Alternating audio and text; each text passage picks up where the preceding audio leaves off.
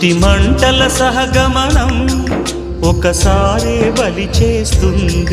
పతి విడిచిన సతిగమనం ప్రతి నిమిషం రగిలిస్తుంది.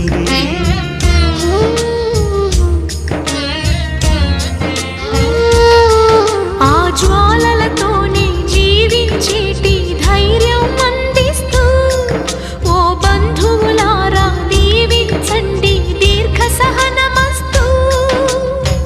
నువ్వు రామా మాంగల్యమా వివాహపు వేదికలో నిన్ను ఉడేసిన నిన్నటి వేళ్ళకి విడాకుల వేడుకలో నేడు తెంపడం నేర్పడానికి.